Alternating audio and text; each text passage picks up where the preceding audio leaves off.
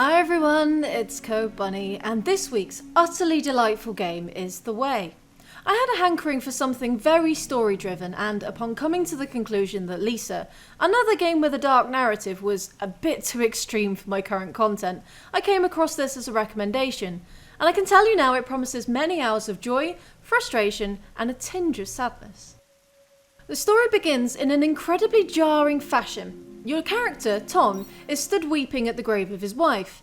Expecting to interact with the grave in the usual manner, touch the stone, perhaps say a few words, Tom instead takes you utterly by surprise and proceeds to dig up his wife. You then carry the limp corpse back to the capsule in the flat you used to share, and the game proceeds from there. Your quest is to seek out a far-flung planet where the promises of eternal life reside. The Way is no ordinary puzzle game, and I will try to speak about it without reference to other games as it deserves to stand out, and for many reasons. As I've just mentioned, the plot is quite irregular, exploring ideas of loss, companionship, and the meaning of life in itself. At certain points in this game, I found myself taking pause to consider what was occurring. It's quite strange in this day and age to feel such a connection once again with pixel-style characters, and The Way proves this is no lost art. You don't need high-fidelity characters to understand them on a human level, and though I do understand there are quite a few games in this vein with a similar graphical style, I feel this game raises its head above a lot of them. What I found even more intriguing was the way these ideas are presented. The Way, despite its name, does not lead you by the nose, whether it be story or gameplay. What it does do, with mostly unfaltering brilliance, is to leave it to the player to work through. This helps double down on our connection to the protagonist. When it comes to the story, there's no narration. Instead, you see floating, disjointed thoughts of our protagonist as you pass objects and situations, leaving it very much to us to piece together. The puzzles themselves are a mixture of timing and proper head scratchers, the sort your maths or physics teacher might say. That's totally not intended to put people off. Most of them just require a bit of patience. The really difficult ones are right at the end of the game.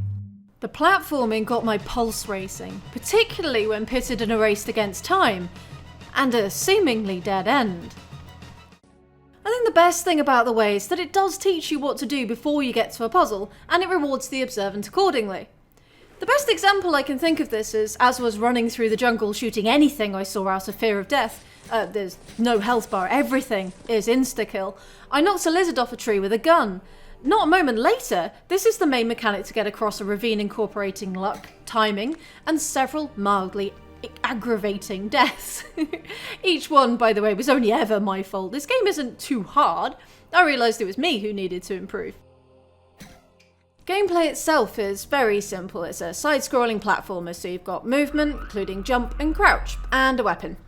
One thing I feel worth highlighting is the frequency of save locations. This is one of several changes to the game the developer lists on the Steam page. The Way will have you dying repeatedly, and it's always nice to have a save right after a particularly tricky part.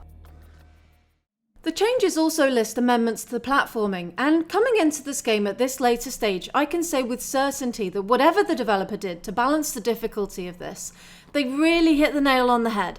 There's one section in particular that springs to mind, which had me pausing for breath and a quick back and forth with Tom, just because the tension to cross the segment had reached such a peak.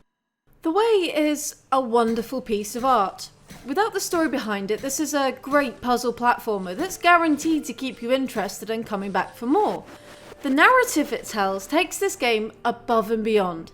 As the game peaks in difficulty towards the end, I've read many reports of players not being able to put the game down despite frustrations, just to continue learning and discovering its tale. It certainly kept me pondering long after playing, and not in the morose sense, given the theme of this, perhaps surprising. I know it's probably not to everyone's taste, but I hope it's piqued the interest of a few of you.